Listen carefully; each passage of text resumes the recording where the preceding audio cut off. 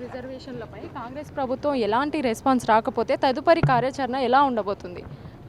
కాంగ్రెస్ ప్రభుత్వం కేవలం ప్రజల్ని ఇక్కడ తెలంగాణ రాష్ట్రంలో ఉన్న బీసీ సమాజాన్ని పిచ్చోలం చేసే ప్రయత్నం చేస్తుంది. అదే కాకుండా తెలంగాణ ప్రజలకి మోసపూరిత హామీలు ఇచ్చి 6 గ్యారంటీలని 420 హామీలని వివిధ డిక్లరేషన్ల పేరు మీద తెలంగాణ ప్రజల్ని మోసం చేస్తూ అధికారం చేజెక్కించుకొని 20 నెలలు అవుతున్నా కానీ ఈ రోజుకి చేసింది ఏం లేదు. కేవలం అధికారంలోకి వచ్చిన 100 రోజుల లోపలనే 6 గ్యారంటీలు పూర్తి చేస్తామని, అదే కాకుండా 6 నెలల లోపల ఉన్న 23% రిజర్వేషన్లని 42% చేస్తామని అని చెప్పి కూడా కాలయాపన చేస్తూ ఈరోజు ఆర్డినెన్స్ పేరు మీద రోజుకో పూటకో మాట మాట్లాడుతూ మరి ప్రజలని బీసీ సమాజానికి చేయాలని, మనం మంచి చేయాలనే ఉద్దేశం కాంగ్రెస్ పార్టీకి అయితే ఏం లేదు. ఇదే ఆర్డినెన్స్ తెచ్చి ఇదే ఆర్డినెన్స్ ద్వారా జియో చేసి రిజర్వేషన్లు ఇవ్వాలనుకుంటే మేము కాంగ్రెస్ పార్టీకి ఒక సూటి ప్రశ్న ఇస్తున్నాం.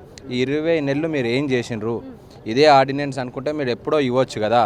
మీరు అసెంబ్లీలో తీర్మానం చేసిండ్రు, గవర్నర్కి పంపినామన్నారు, గవర్నర్ నుంచి రాష్ట్రపతికి పంపినామన్నారు, పంపి కూడా 100 రోజులైంది. అఖిలపక్షం ఏర్పాటు చేస్తామన్నారు.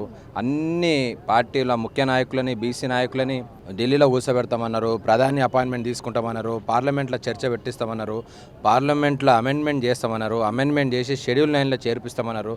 ఈరోజు చేసింది ఏం లేదు. ఇలాంటి ఆర్డినెన్స్లు, జియోలు వివిధ రాష్ట్రాల్లో వచ్చినాయి. ఆ వివిధ రాష్ట్రాల గౌరవ హైకోర్టులో కూడా తిరస్కరించింది. మనకు అందరికీ తెలిసిన విషయమే. ప్రత్యేకంగా కాంగ్రెస్ పార్టీకి, రేవంత్ రెడ్డి గారికి ఇలాంటి జిమిక్లు బాగా తెలుసు.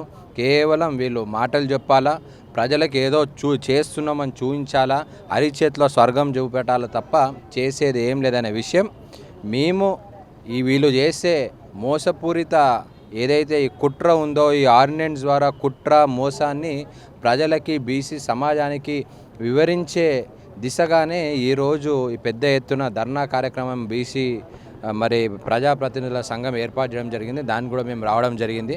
కాబట్టి రానున్న రోజుల్లో ఎట్టి పరిస్థితుల్లో కూడా ఈ ఆర్డినెన్స్ అనేది నిల్వదు. ఈ జియో అనేది నిల్వదు. ఎట్టి పరిస్థితుల్లో ఎవరో కోర్టులో ఛాలెంజ్ చేస్తారు. బహుశా కాంగ్రెస్ వాళ్ళే కోర్టులలో కేసు వేయించి ఇది తిరస్కరించే అవకాశం ఉందని కూడా మేము గట్టిగా నమ్ముతాం. ధర్నాతోని స్పందిస్తుందంటే ఇది మేము మొత్తం తెలంగాణ రాష్ట్రంలో ఉన్న బీసీలందరినీ కూడా ఐక్యం చేస్తున్నాము. రానున్న రోజుల్లో ఈ ఉద్యమాన్ని ఇంకా ఉధృతంగా తీసుకెళ్తాము. ప్రతి వాడవాడకు మేము తీసుకెళ్తాము.